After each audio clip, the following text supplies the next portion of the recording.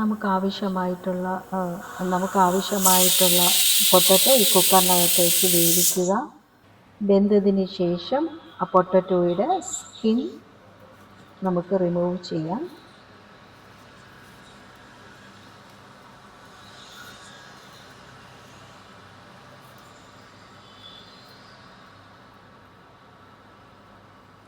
എടുത്തു വെച്ചിരിക്കുന്ന പൊട്ടറ്റോയുടെ മുഴുവൻ സ്കിന്നും റിമൂവ് ചെയ്തതിന് ശേഷം ഈ ഒരു പാത്രത്തിലേക്ക് വെച്ചിട്ട് നമുക്ക് ആ പൊട്ടറ്റോ നന്നായിട്ട് സ്മാഷ് ചെയ്തെടുക്കാം. ഇതില്ലാന്നുണ്ടെങ്കിൽ നമുക്ക് ഫോർക്ക് ഉപയോഗിച്ചും പൊട്ടറ്റോ നന്നായിട്ട് കട്ടയില്ലാതെ സ്മാഷ് ചെയ്ത് എടുക്കാവുന്നതാണ്. എൻ്റെ കയ്യിൽ ഇത് ഇരുന്നത് കാരണമാണ് ഞാൻ ഇതുപയോഗിച്ച് പൊട്ടറ്റോ സ്മാഷ് ചെയ്യുന്നത്. നന്നായിട്ട് കട്ടയില്ലാതെ ഒരല്പം ചൂടോടുകൂടി നമുക്ക് ഫോർക്ക് ഉപയോഗിച്ച് കട്ടയില്ലാതെ നമുക്ക് എടുക്കണം.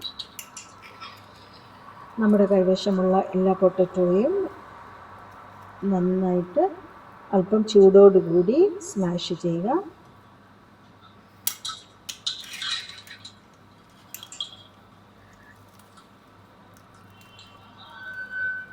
പൊട്ടറ്റോ എല്ലാം സ്മാഷ് ചെയ്തതിന് ശേഷം അത് ഒരു വശത്തേക്ക് മാറ്റി വയ്ക്കുക. ഗ്യാസ് കത്തിക്കുക. ഒരു പാത്രം വയ്ക്കുക. പാത്രം വെച്ചതിന് ശേഷം ബട്ടർ ഇടുക. ഞാൻ വിത്തൗട്ട് സോൾട്ട് ബട്ടറാണ് ഇത് ഉപയോഗിച്ചിരിക്കുന്നത്. വിത്ത് സോൾട്ട് ആൻഡ് വിത്തൗട്ട് സോൾട്ട് നമുക്ക് ഉപയോഗിക്കാം. എൻ്റെ കയ്യിലുള്ളത് വിത്തൗട്ട് സോൾട്ട് ബട്ടറായിരുന്നു.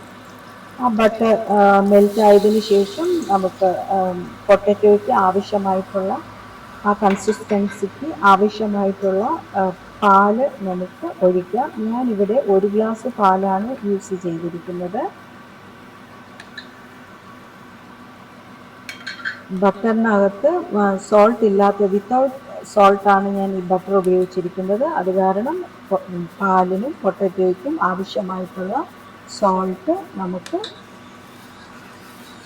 ഇതിനകത്തേക്കിട്ട് നന്നായിട്ടൊന്ന് ഇളക്കുക.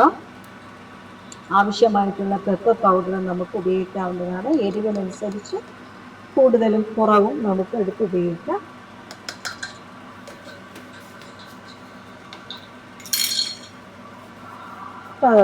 അതെല്ലാം കൂടെ ചേർത്ത് നന്നായിട്ട് മിക്സ് ചെയ്യുക.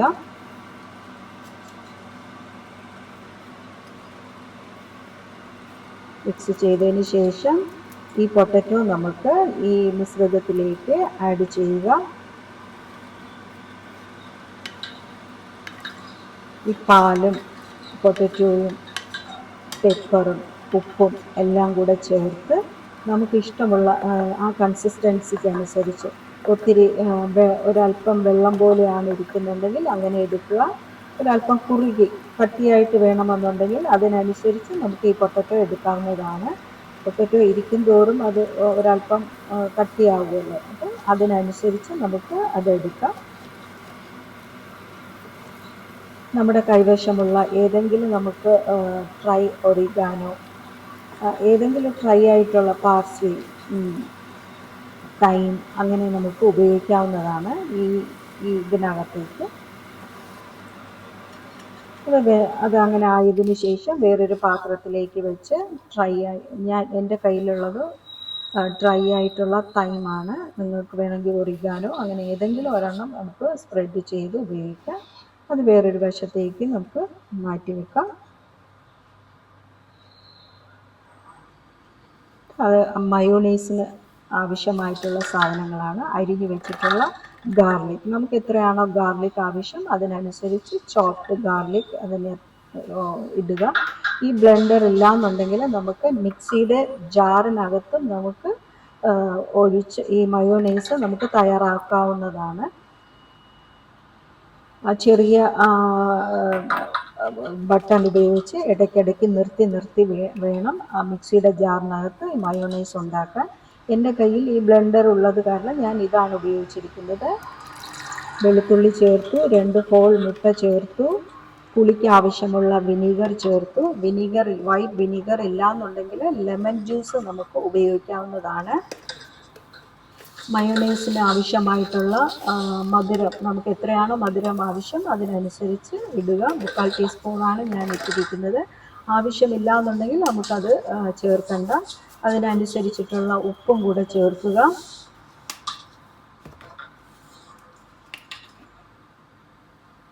ഉപ്പ് ചേർത്തതിന് ശേഷം ഞാനിവിടെ സൺഫ്ലവർ ഓയിലാണ് ഉപയോഗിച്ചിരിക്കുന്നത്. നിങ്ങൾക്ക് വേണമെങ്കിൽ ഒലിവ് ഓയിലും ഉപയോഗിക്കാവുന്നതാണ്. ഇതെല്ലാം ഇട്ടതിന് ശേഷം ഒന്ന് കറക്കിയെടുക്കുക.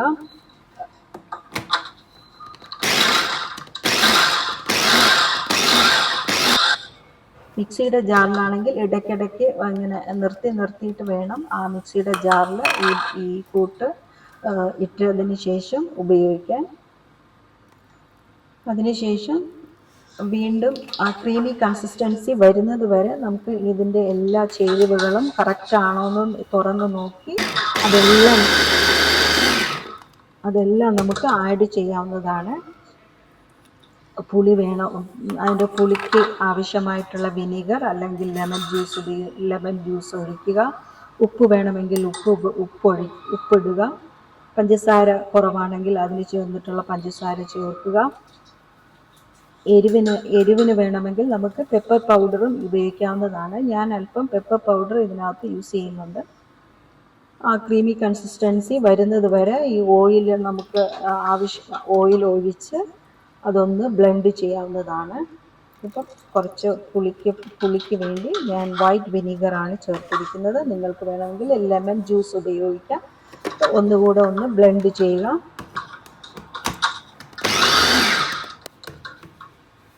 ഇടയ്ക്കിടയ്ക്ക് ഇങ്ങനെ തുറന്ന് നോക്കി നമ്മുടെ ആ ക്രീമി കൺസിസ്റ്റൻസി, ആ മയോണൈസിൻ്റെ ടെക്സ്ചർ കിട്ടുന്നത് വരെ, നമ്മുടെ കടകളിലൊക്കെ നമ്മൾ എങ്ങനെയാണോ വാങ്ങിക്കാൻ കിട്ടുന്നത് ആ ക്രീമി കൺസിസ്റ്റൻസി വരുന്നത് വരെ നമുക്കൊരു സ്പൂൺ എടുത്ത് നമുക്ക് ടേസ്റ്റ് ചെയ്ത് നോക്കുക.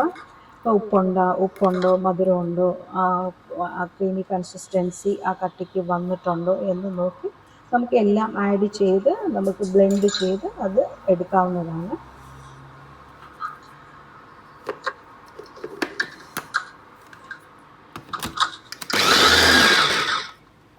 മിക്സിയുടെ ജാറിൽ നമുക്ക് ഈ മയോണൈസ് തയ്യാറാക്കാവുന്നതാണ്.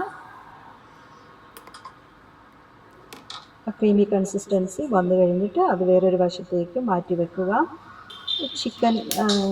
ചിക്കൻ പൊരിക്കാൻ ആവശ്യമായിട്ടുള്ള ഒരു പാത്രം വയ്ക്കുക. ഗ്യാസ് കത്തിക്കുന്നു, ഒരു പാത്രം വയ്ക്കുക. പാത്രം ചൂടായതിന് ശേഷം ഓയിൽ ഒഴിക്കുക. ഓയിൽ നമുക്ക് ഈ സൺഫ്ലവർ ഓയിൽ അല്ല കോക്കനട്ട് ഓയിൽ, ഒലിവ് ഓയിൽ, ഏത് ഓയിൽ വേണമെങ്കിലും നമുക്ക് ഉപയോഗിക്കാവുന്നതാണ്. ആ ഓയിൽ ചൂടായതിന് ശേഷം മുറിച്ച് വെച്ചിട്ടുള്ള മസാല പുരട്ടിയ മുറിച്ച് വെച്ചിട്ടുള്ള ചിക്കൻ നമുക്ക് അതിൽ ആഡ് ചെയ്യാം. വേണമെങ്കിൽ നമുക്ക് മുഴുവൻ ചിക്കൻ വേണമെങ്കിൽ നമുക്കിങ്ങനെ ഫ്രൈ ചെയ്തെടുക്കാവുന്നതാണ്. ഞാനിപ്പോൾ പീസാക്കി വെച്ചിട്ടുള്ള ചിക്കനാണ് ഇതിൽ മുക്കി പൊരിക്കാനായിട്ട് ഉപയോഗിച്ചിരിക്കുന്നത്. മസാല നമുക്ക് ഇഷ്ടമുള്ള മസാല നമുക്ക് ഇതിൽ പുരട്ടി നമുക്ക് ഫ്രൈ ചെയ്ത് എടുക്കാവുന്നതാണ്. അങ്ങനെ നമ്മുടെ കൈവശമുള്ള എല്ലാ ചിക്കനുകളും ഇതുപോലെ ഓയിലിനകത്ത് വെച്ച് ഓയിലിനകത്ത് മുക്കി പൊരിച്ച് എടുക്കുക. നമുക്ക് ഇഷ്ടമുള്ള മസാല ഉപയോഗിക്കാം. ഹോൾ ചിക്കൻ വേണമെങ്കിൽ ഉപയോഗിക്കാം. ഞാൻ പീസായിട്ടുള്ള ചിക്കനാണ് ഇവിടെ ഉപയോഗിച്ചിരിക്കുന്നത്. ഫ്രൈ ചെയ്തിട്ടുള്ള ചിക്കൻ വേറൊരു പാത്രത്തിലേക്ക് ഞാൻ മാറ്റി വെച്ചിട്ടുണ്ട്. Smashed potato, home made mayonnaise, നമുക്ക് ആവശ്യമുള്ള സാലഡ് നമുക്ക് ഉപയോഗിക്കാം. ഞാനൊരു പോംഗ്രനേറ്റും കൂടെ ഇതിനകത്ത് വെച്ചിട്ടുണ്ട്. നമുക്ക് എരിവ് ആവശ്യമുള്ളവർക്ക് പച്ചമുളക് വേണമെങ്കിൽ നമുക്ക് ഉപയോഗിക്കാം. ഇത് നല്ലൊരു ഹോൾ മീലാണ്. ഉച്ചയ്ക്കും രാത്രിയിലാണെങ്കിലും നമുക്ക് ഒരു ഹോൾ മീലായിട്ട് നമുക്ക് ഉപയോഗിക്കാവുന്നതാണ്. നല്ല ടേസ്റ്റാണ്. എല്ലാവരും ഒന്ന് മസ്റ്റ് ട്രൈ ചെയ്ത് നോക്കുക.